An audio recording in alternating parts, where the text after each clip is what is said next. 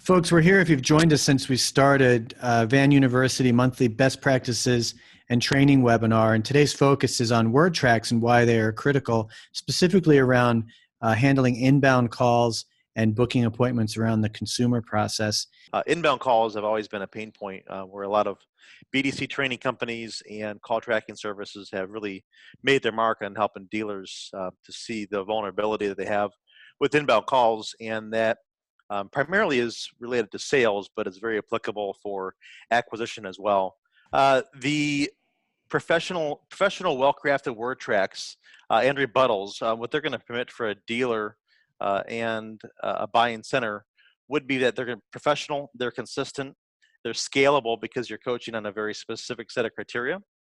And when you coach your reps and you have provided some information to make them better at their job, you're going to provide confidence to those agents. I'd like to point out that having an effective and efficient process means that all the sellers will receive the same type of guest treatment when they contact the dealership about selling their vehicles. The word track that you're looking at on the screen here right now is our appointment word track, and it is broken down into 6 elements. The first of which is our greeting. One of our dealers has a step 0, and that goes down to attitude. So Mark had also commented on smiling when you speak, and it's critical that that first engagement, that first contact with the dealer, with the seller or a buyer on the sales side, is one that is a positive one. So they have to be able to engage within a matter of seconds.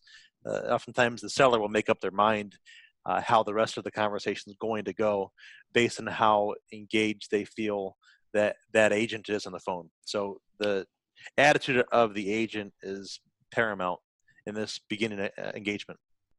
To sum it up, like we had started with, is that our goal was really to encourage our dealers to utilize the word tracks to really coach on word tracks and rebuttals, and then to use the performance metrics to drive the business. And ultimately, it's going to lead to more results of acquisitions from consumers. So these are fundamental practices that do work.